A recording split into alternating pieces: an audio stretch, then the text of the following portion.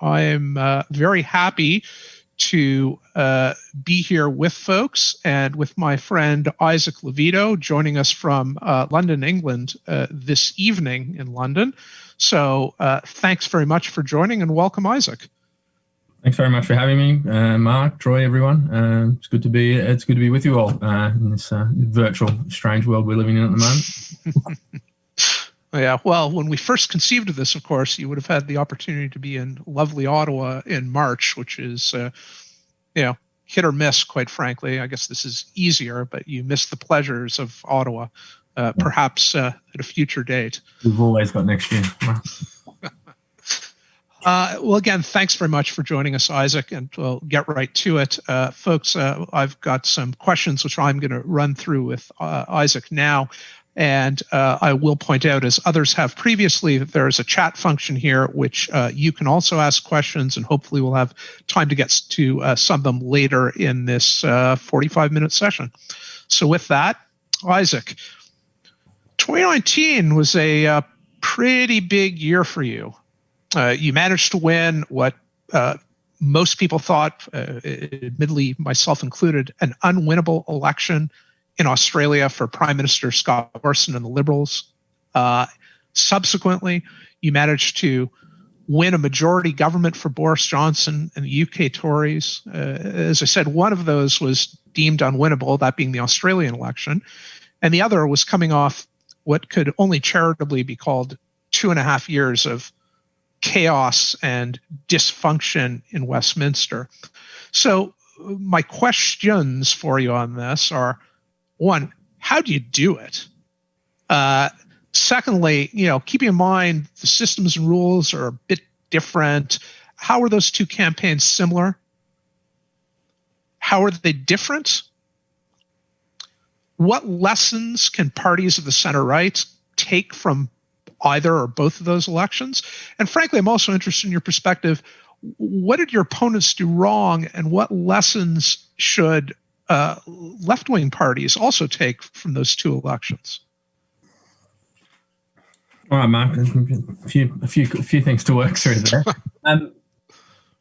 Look, in terms of how we did it or what we did right, I mean, the first thing I'll say is we had two exceptional leaders in both those instances, in Scott Morrison and Boris Johnson, who are exceptional communicators, running on the courage of their convictions, and had a real authenticity about them. They're both very different people, but one thing they have in common is an authenticity which the public and voters can just sense. It's not something you can communicate; you can only demonstrate it. And they were both sort of pleasures to work with. And I think anyone who's practiced politics and campaigns, if you've got a good candidate who does and says the right things and has good instincts, it makes a sort of someone who has a job like mine a lot easier. Look, we had very, very well organised and disciplined campaigns, particularly very good teams. I mean, I should say that, whilst I was the director in December here for the Conservatives, I was the deputy in Australia. The federal director and campaign director there was a gentleman called Andrew Hurst who pulled together and led an exceptional team that was well structured, got the best people in the room, and made sure everyone worked well together. Look, as is always with a successful campaign, we spent a lot of time working to make sure we got the fundamentals right. We did, opinion research. We listened to the voters, what they had to say, what they wanted to hear. We had a clear, credible, and compelling message, taking account of the context in which the election was being fought. Most importantly, we didn't listen to media hype. We didn't get distracted by issues or events that didn't matter to the voters that were ultimately deciding the election. There were a few of those in Australia. There was particularly a whipped up Westminster bubble media context here that the voters were absolutely sick of and wanted to reject, and we made sure we were on the right side of that. The offering that we were bringing to the country in both instances was credible, which was very important. You ask about the mistakes some of our left-wing opponents made in that their policy offerings, whilst they may have been popular, things like Jeremy Corbyn offering free broadband to the whole country. Sure, voters don't. And anyone would be happy not to pay a bill if they didn't have to, but people are not stupid, and they will not be taken for fools. They know things need to be paid for, and nothing is for free. And so, our offerings were credible, whereas our opponents were offering things that were not credible in the voters' eyes, and they figured that out. We work particularly hard on our digital campaigns. That's one thing that I'm quite proud of in both instances. We push back against what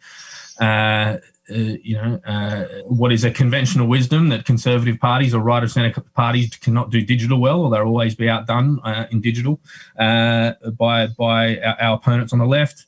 And we outdid them in all metrics, in both instances, being very creative, very disruptive through volume and variety of the content that we produced. But again, because we had the fundamentals right and we were confident in our message and the durability of our strategy, those sort of more edgy executions, so to speak, were going to work.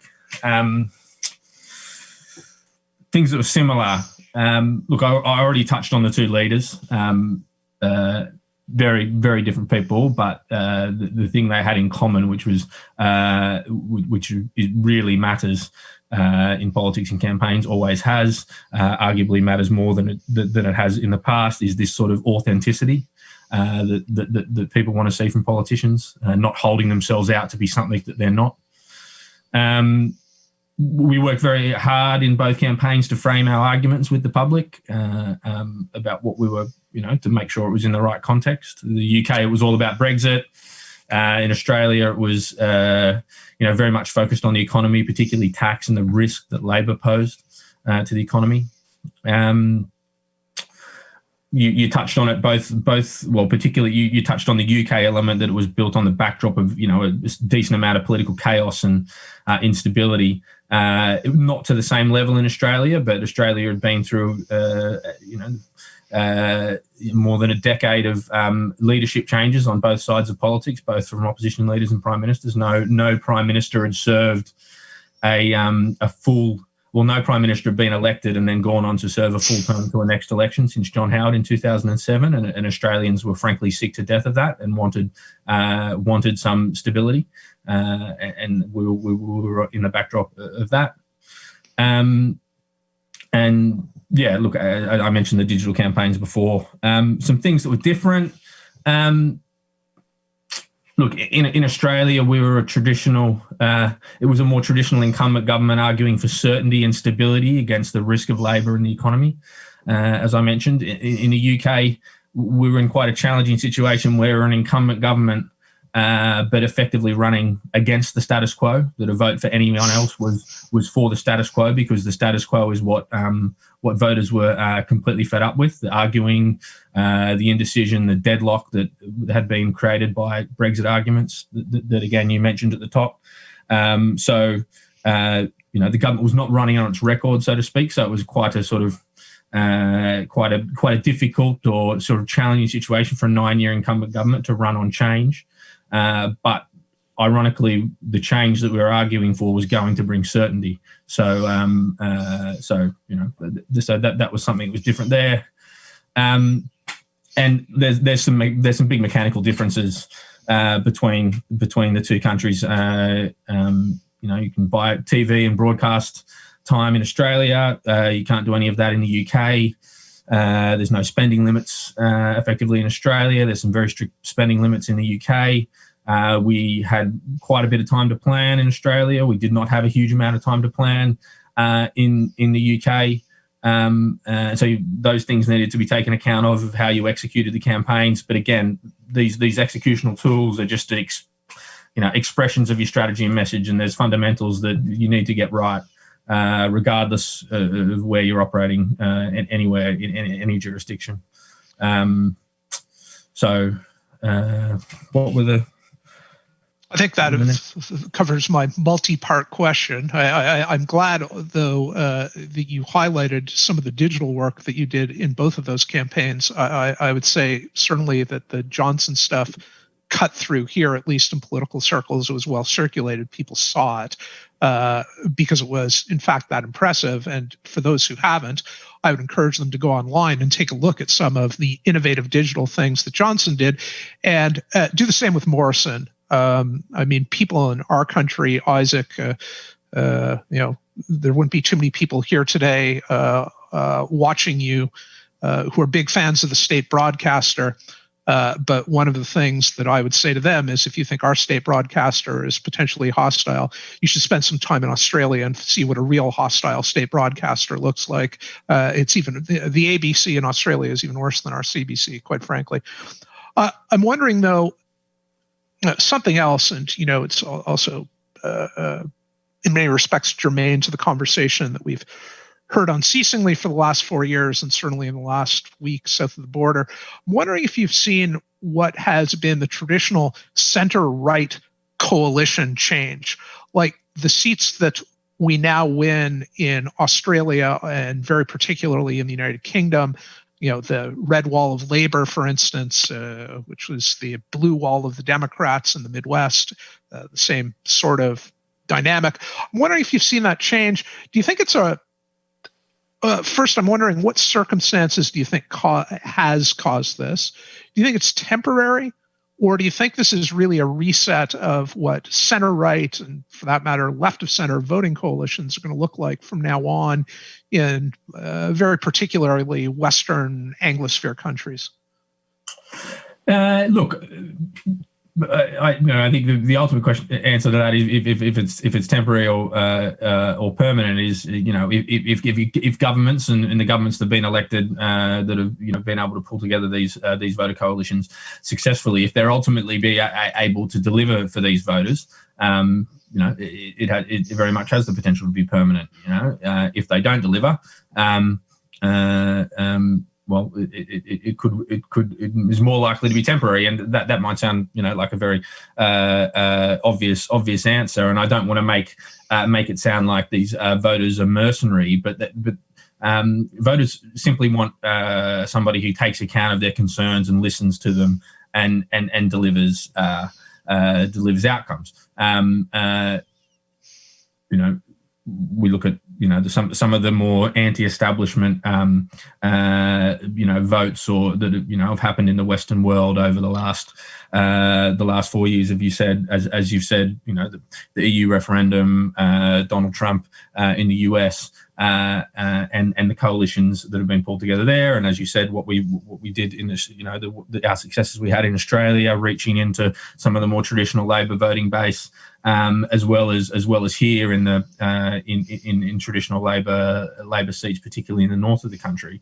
And I think the lesson is really about outcomes. You had people that have been frustrated over successive election cycles, successive decades even, of being spoken to about governments who have said that they took their concerns into account. There was no real differentiation between the major parties when they spoke to some of these, and their frustration has boiled over.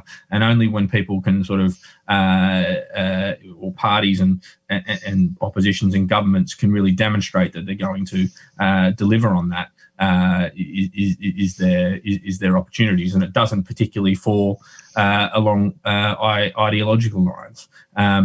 People just want to be told how you're going to make their lives better and talk about things that matter to them, that they're not, being taken for granted, that their concerns are being validated, and they've got someone willing to stand up for them, even if it is unpopular with the broader populace, because people just want better solutions. I mean, slightly tangential example, but you point to the railways here in the UK, across the country.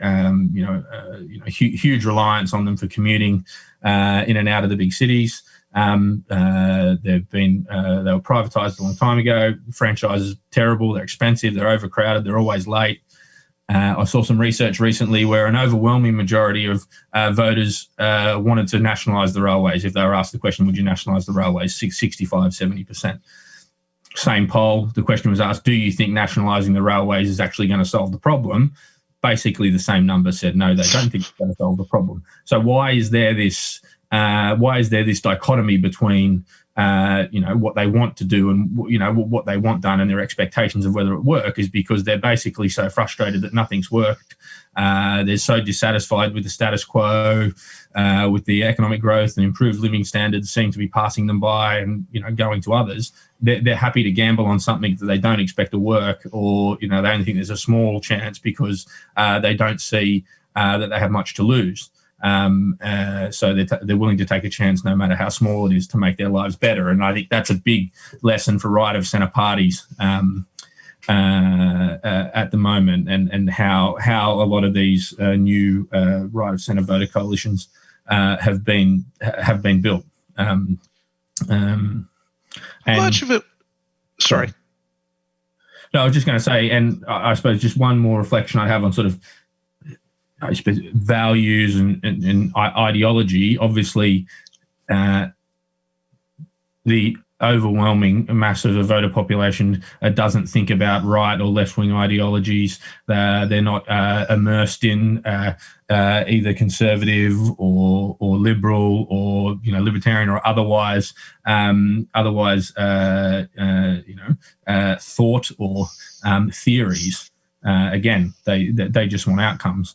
However, it still does play a role because the future, by definition, is uncertain. Now it is particularly so. So demonstrating some level of values and ideology gives voters the sort of a way to predict how you might react in a particular situation, how a government might react, how a party might react in a particular situation, and that is particularly if you're coming from opposition. So it gives them a sort of a way of enabling them to predict what you'll do and provide some of that certainty. And that is important, even if they may disagree with that particular values or ideology on some levels, but the consistency and the authenticity that it can demonstrate to voters is important. So, do you think that part of the reason you've seen some of these voters move, how much of it is, I think you've made the point that so much of it is about performance and just living up to expectations or delivering through on promises, but how much of the mix of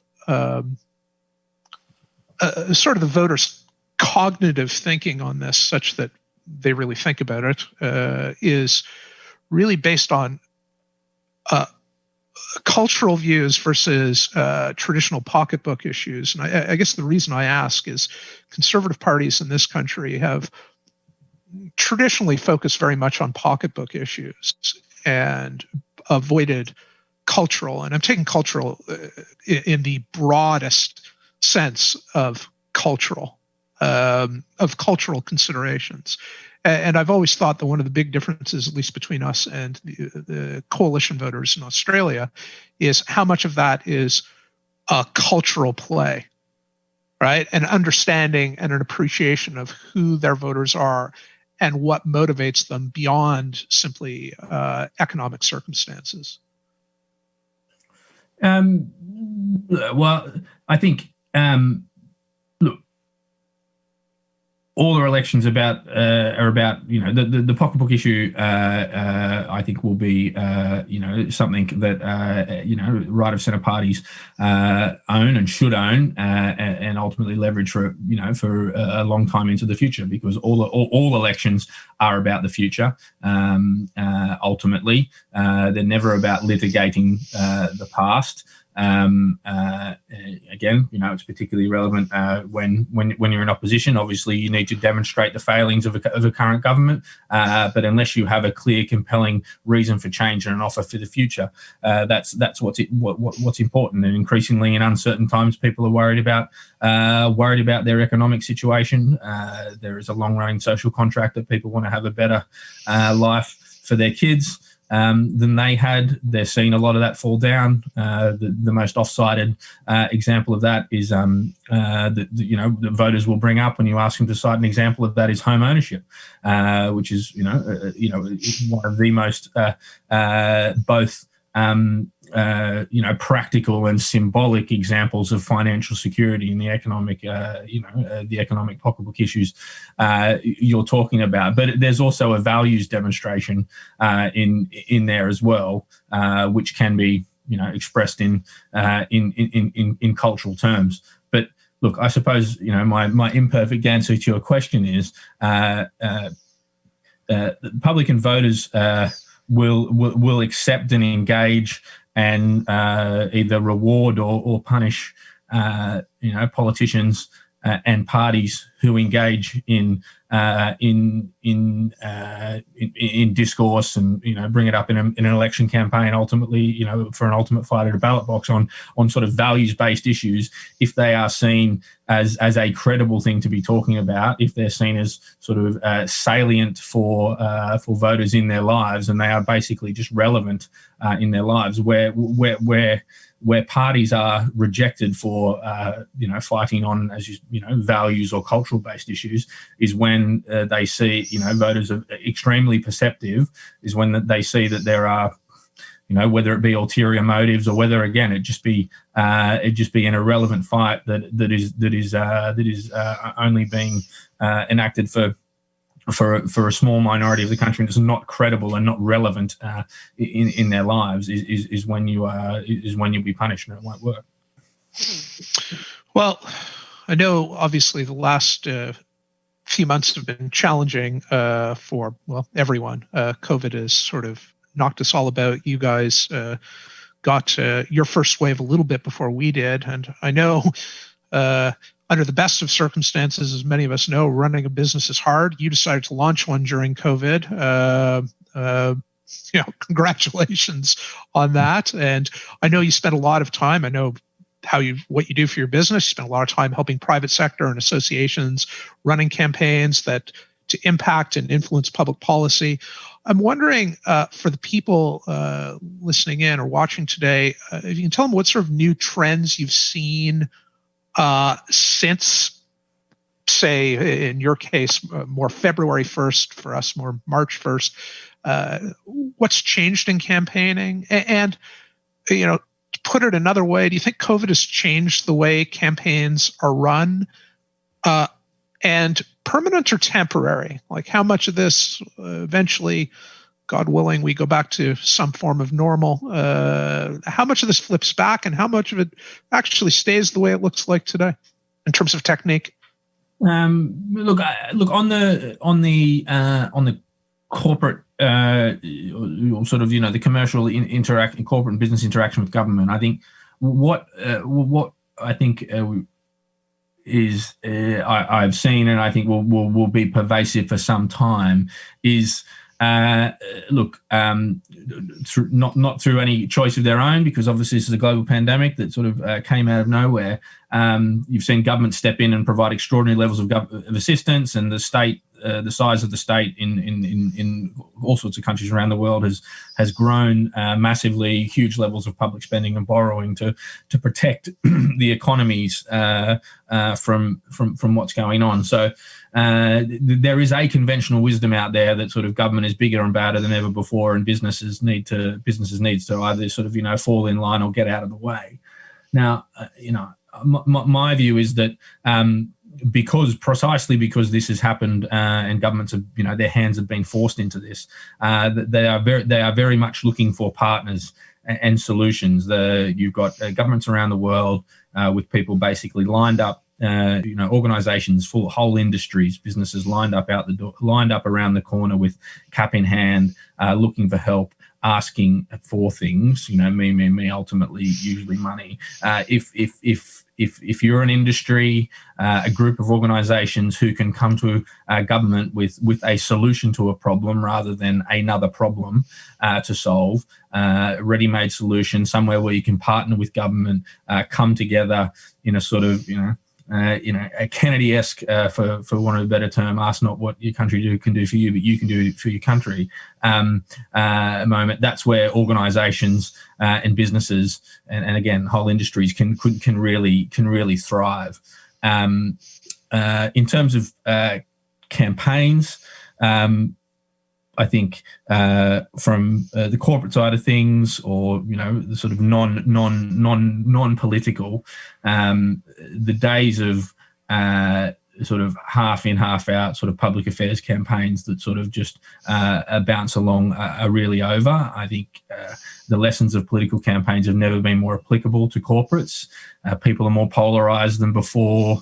You're seeing political polarisation sort of fall over into consumer, or spill over into consumer decision making, which can be very dangerous for corporates and organisations who don't see it coming, or aren't properly prepared or positioned for that sort of thing. And ultimately, if you're an organisation and you want change and you want to argue for something, no one is going to make the case better than you or more vociferously than you. So if you really want to cut through as a corporate, if you want to get results, you need to commit to a campaign in the same way as a prime minister, a president, an opposition leader commits to getting elected. And from a broader political point of view, look, I think we're still very much in the middle of a crisis globally.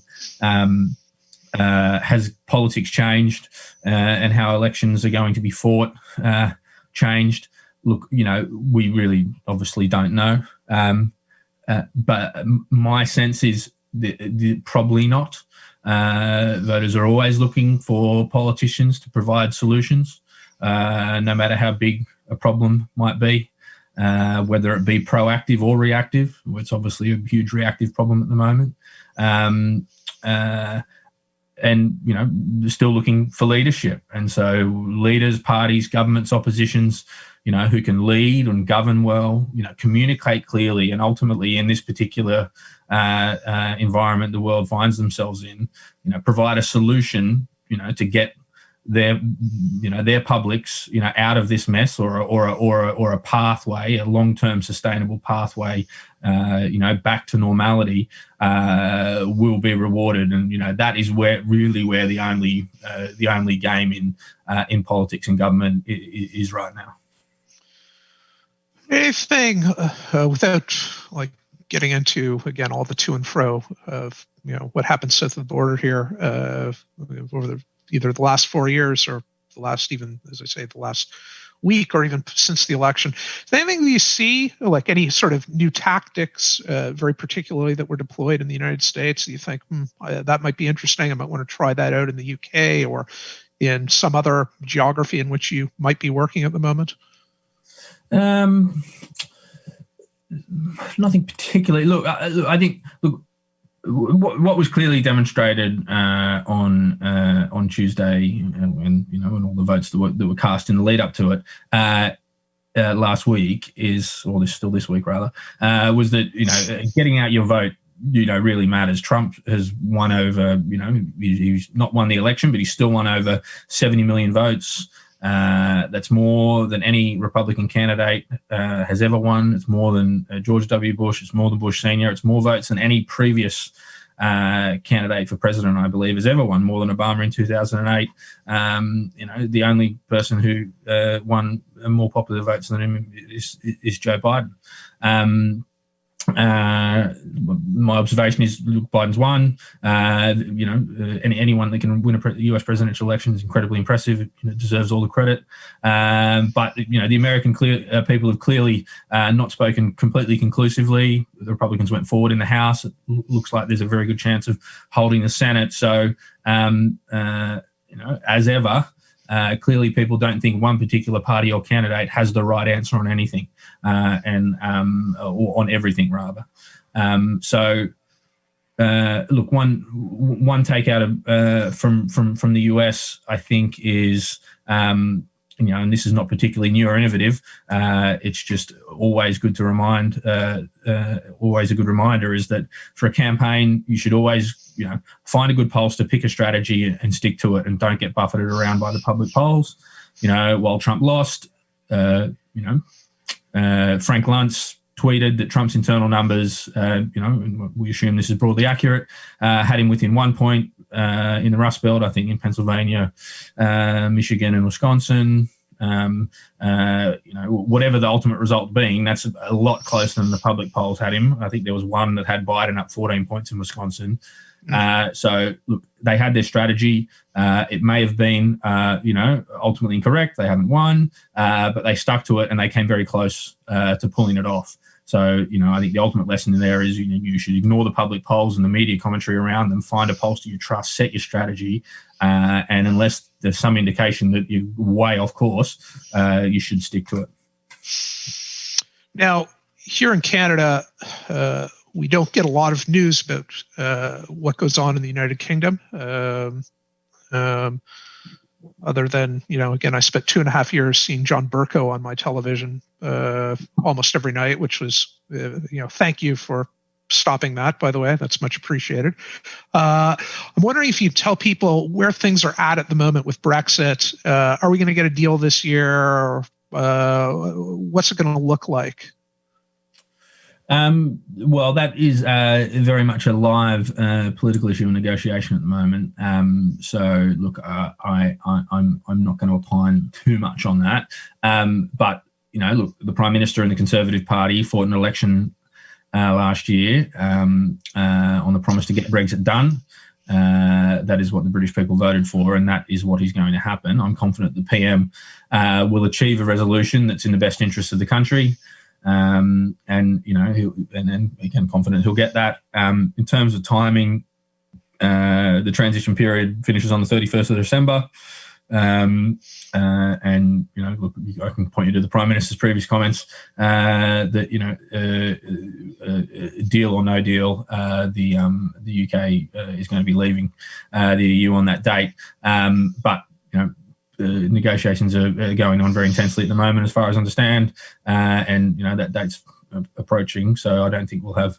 Well, we will not have much longer to wait to see the ultimate outcome. Now, what about KANZAK? Now, some people here may have heard of KANZAK or the notion of KANZAK. It's something that our new party leader, Aaron O'Toole, has talked about, which is an economic and trade alliance between Canada, Australia, New Zealand, and the United Kingdom. What do you think the prospects are for an arrangement like this coming together and the potential benefits for our countries, and frankly, even for further and future cooperation between center-right political parties and political movements across, the Five Eyes countries? Look, leaving aside America's, different. Look, those countries, I'm obviously Australian, so part of that, we're countries with, shared histories and shared culture. There's various threats around the world that are growing, whether it's terrorism or pandemics that don't respect borders. So, the concept of like-minded countries who share values and histories getting together, for, economic and all other aligned interests could only be a good development. I think it makes sense. Look, that's politics and parties aside, regardless of whether there happens to be right of centre governments in each of those countries. I continue to work together hard, and as KANZAK already has been. Look, I think it's it could only be a good thing. The UK is, as we know, exiting the United Kingdom. The European Union is going to be looking outward to, strike new trade deals, and multilateral trade arrangements are something that can only be a good thing. I think I saw a poll recently where the most popular countries among voters in the UK were New Zealand, Canada, and Australia. In that order, but fourth was the UK. But I think the prospects of coming together are good, and people in the UK are clearly supportive of that sort of thing. So let me ask you another one. Just like in the age of COVID, again, notwithstanding what happened south of the border, broadly working for incumbent governments. how much of, let me pick on one of your neighbors, New Zealand, how much of, now, as much as we don't hear very much about what goes on in Australia or much about what happens in the United Kingdom, of course, because of who the current Prime Minister is of New Zealand, we hear about New Zealand all the time now in this country. It really is the model for all great things, mostly because of Ardern. Quite frankly, no one in this country had ever heard of New Zealand when John Key was the Prime Minister, I might point out. But now, of course, it's a cause célèbre, as it were.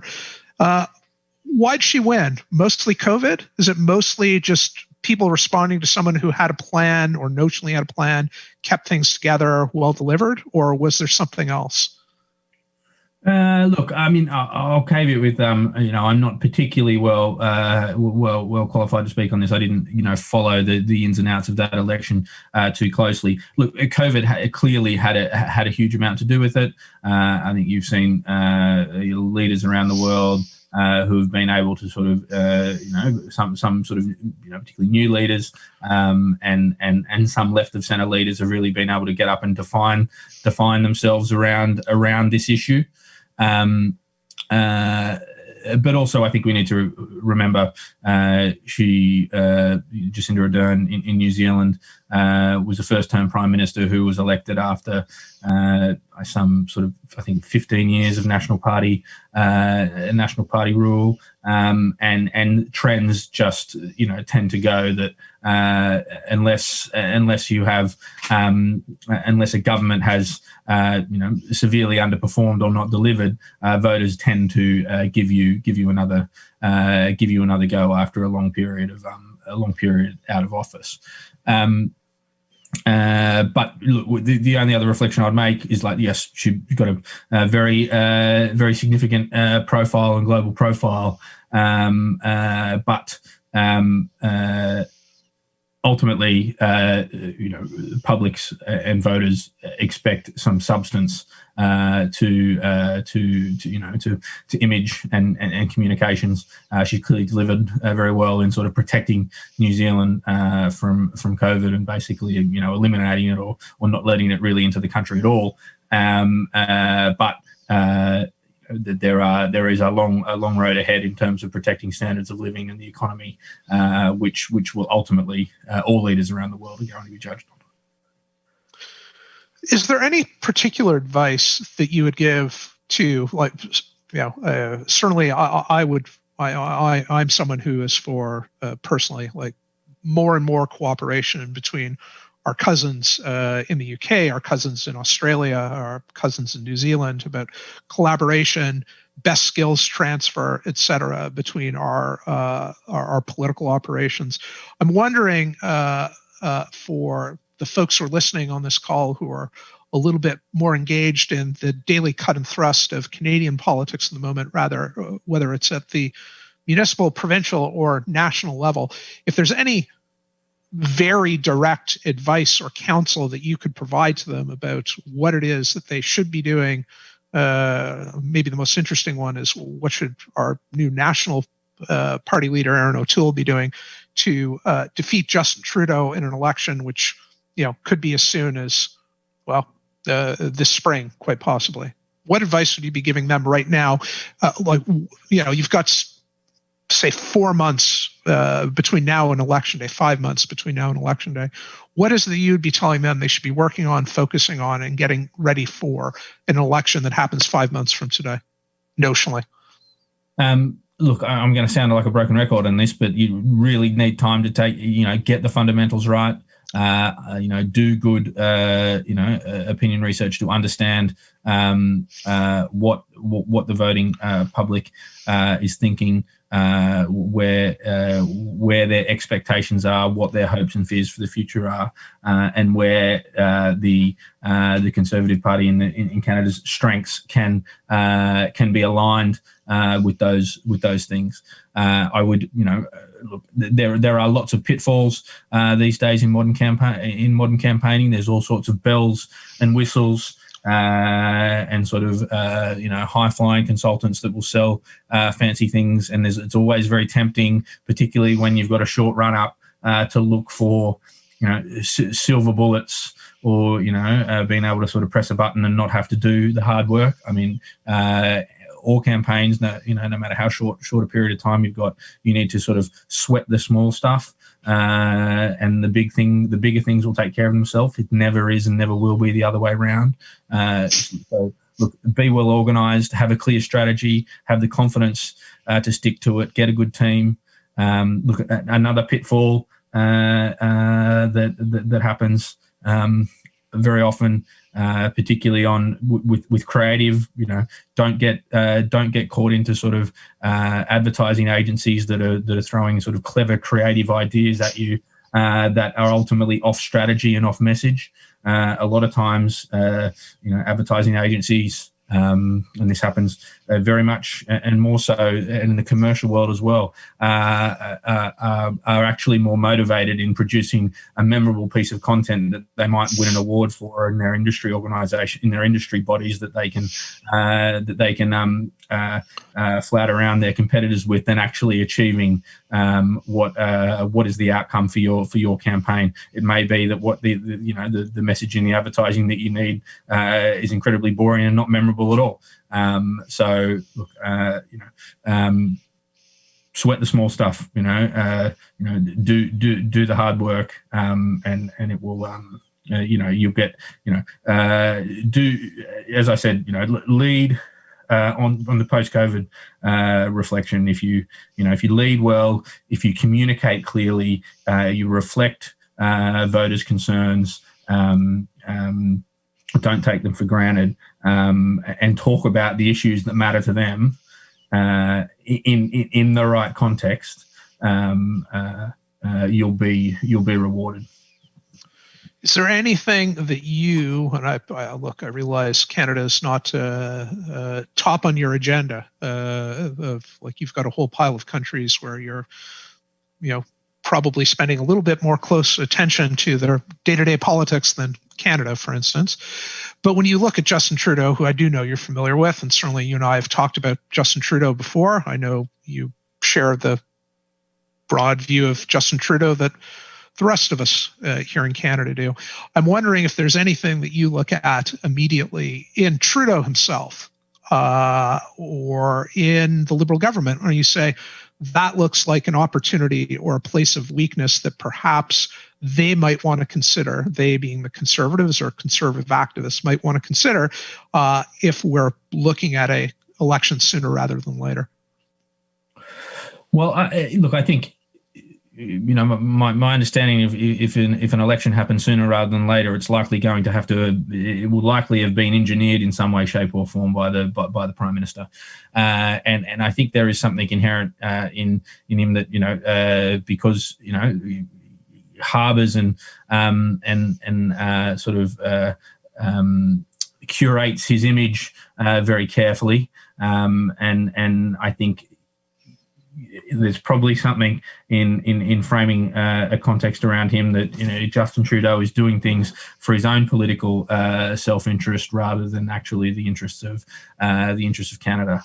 There was I think some of our opponents in the UK that most recently, and also the Labor Party, did not take the right approach in terms of framing what the election was about and how it was coming about, and there was arguably an alternative framing that they could have taken to the election, which they didn't. And I think framing any early election around Trudeau's own political self-interest rather than the long-term interest of Canada, and he's going to do it regardless or not of whether the country is properly stabilised in the middle of a COVID crisis, because he's interested in that first, and all other things second, would be a potentially fertile ground.